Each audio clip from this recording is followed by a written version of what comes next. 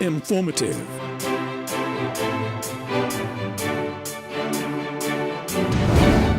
In both personal and business.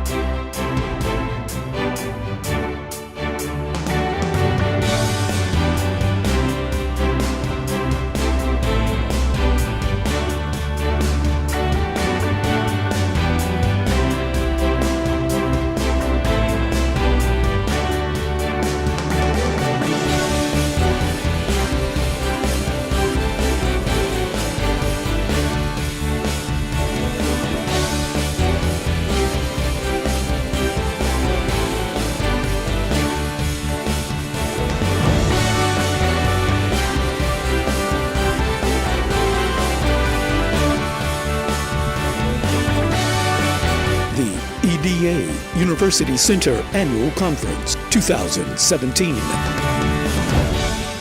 At the relief stage in the Katrina recovery, the public responded with millions of dollars in charitable giving. They were responding to the tragic images on television and in newspapers of people in desperate situations. But at the recovery stage, disaster victims are often at the mercy of public agencies and private contractors, each with their own regulatory frameworks and practices. The primary support is provided at this recovery stage by government agencies with large resources. I know that Dean Andrews likes to tell one of my favorite stories in this regard. It is the story of a man walking in the woods who comes upon a logger cutting down trees. The passerby says to the logger, "How are you doing?" He replies, "Not so well. I was cutting 4 more trees early in the day, and for some reason, the same effort no longer yields the same result." To which the stranger responds, "Maybe you should stop and sharpen the saw." The logger says, "I can't do that. I have too many trees to cut." I've met many leaders during times of disaster who are so committed to the urgency of their task that they refuse to step back to sharpen the saw. And that is why I work to develop a fund in the Louisiana Disaster Recovery Foundation to provide an opportunity for renewal for those leaders who are working almost around the clock in response to the disaster that disrupted their neighborhoods or communities. They were far more effective when they found some time to stop and sharpen the saw. Let me now say a word about my first observation. It has to do with the declining role of place and the increasing role of belonging in providing social cohesion and building resilient communities. People are more likely to feel a sense of belonging if they feel included, respected, and their contributions valued. They are more likely to make the condition of others their own if there's a shared sense of interdependence, an awareness of how our destinies are tied together, and that helping others is in the self-interest of those who help. The legendary psychiatrist and writer Scott Peck argues that we build community out of crisis and we build community by accident, but we no longer seem to know how to build community by design.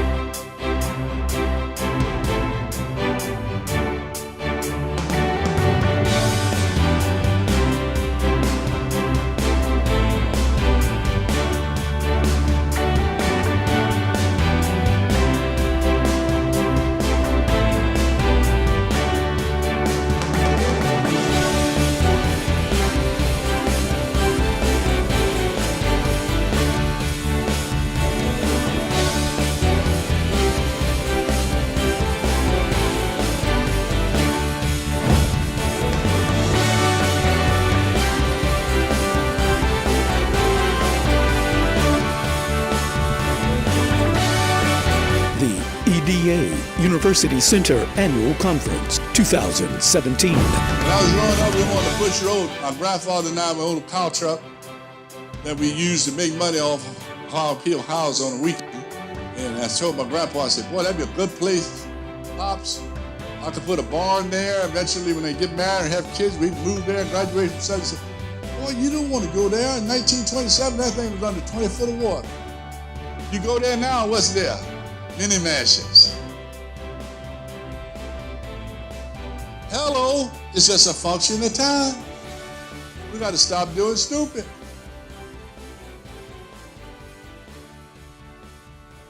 Wishful thinking will not get us out of this.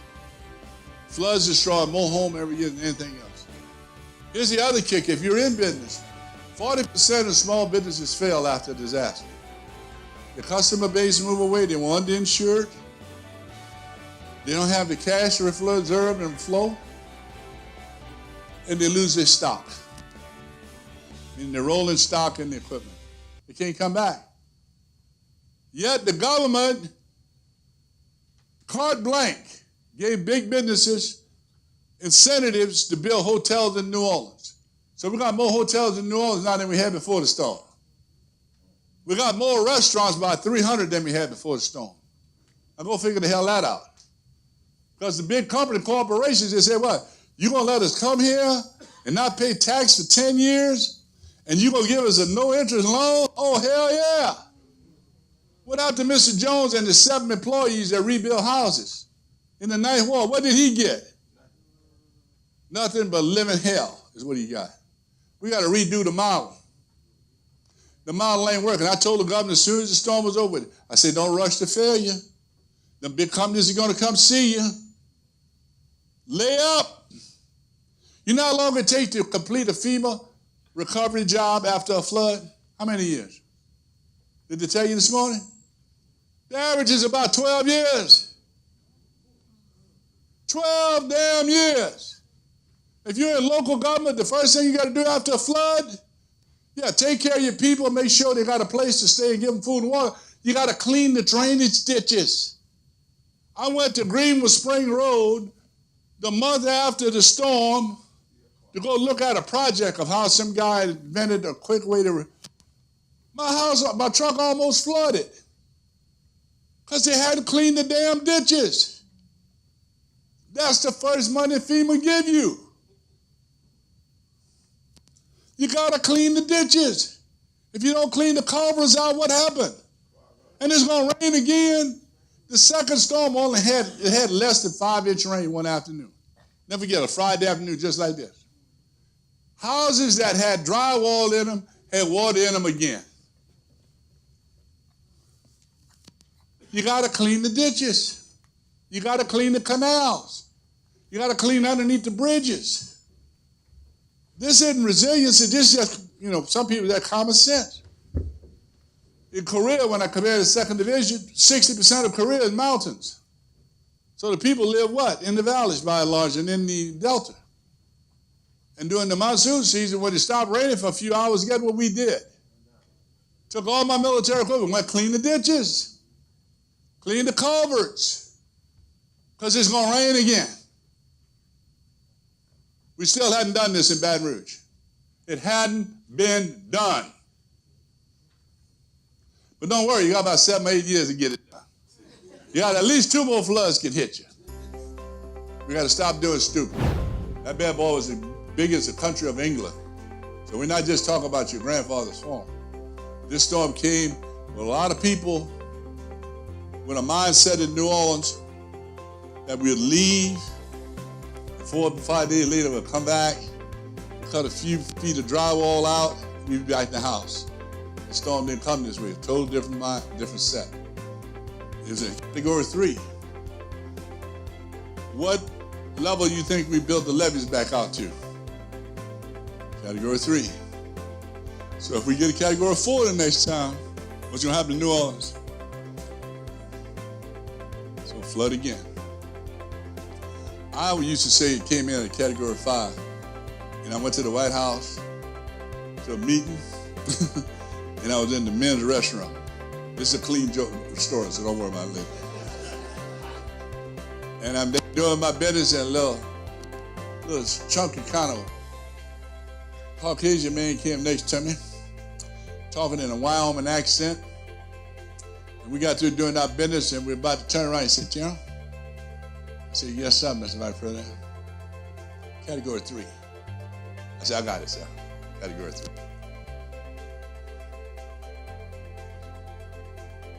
Because I was still in uniform. You say category 3, I say category 3. But I can tell the truth now. I can sing like a damn bird. You got a category 3 recovery. You with me? Just so you know. But at the end of the day, ladies and gentlemen, there's only so much you can pay for.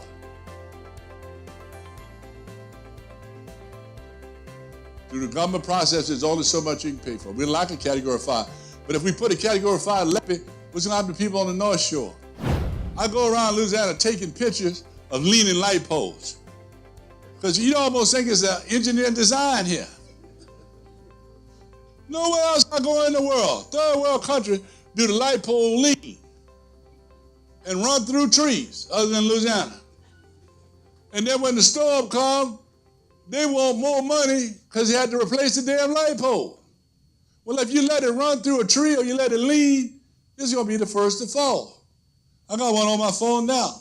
You'll see me start posting on Facebook here in a couple of weeks about leaning light poles in Baton Rouge and light poles and electric lines that run through trees. I told them that in Long Island the year after Katrina, 2 years after Katrina, went up there and said, look, y'all better get this fixed. If you ever get a storm, they're going to put the lights out. What happened in Long Island when Hurricane Sandy went? Put the lights out. Told them it was going to happen. They had the trees cut with donut holes for the electric line to run through. Now, how stupid is that? Because somebody had to go cut that hole every year. Just cut the damn tree down. Plant one on the other side of the road. My rule 3, there should be no place where a tree can take down a power line. That ought to be a rule. Because when we lose power, it's set back the way we live 100 years. Our power grid is very fragile. It's set back the way we live 100 years. And this has a global implication. And when I go to the engineering school like here in Georgia Tech, I tell the young people, develop a box that will run a house for a month. So how many of you have ever been without power? So think about this, man. You go home this evening, you go online, you order one of these power boxes designed by a Southern University engineer student. Now he is rich as Bill Gates. He invented this little box. You take the box home, you plug it in the wall. Your lights go out, it run your house for 3 weeks. When I tell that to the engineering students, you know what they tell me? Oh, General, you can't do that. Electricity don't work that way. Don't work that way because it ain't been invented yet, son. Invent it. Because the problems we got in the 21st century is going to have to learn how to do the impossible. Because all the opportunities on the other side of what? Impossible. Informative.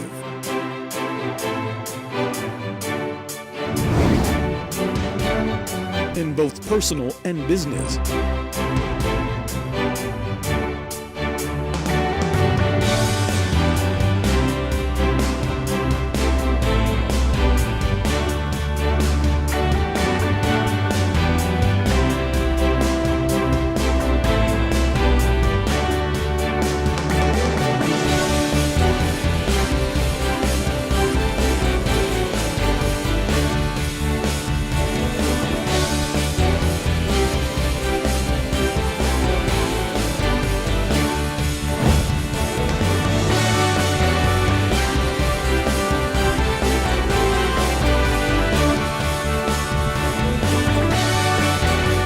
EDA University Center Annual Conference 2017. Certainly, as I thought about today's topic surrounding economic and entrepreneurial development and disaster recovery, I'll have to tell you first and foremost that when I was running for mayor last year, it was a very unique situation.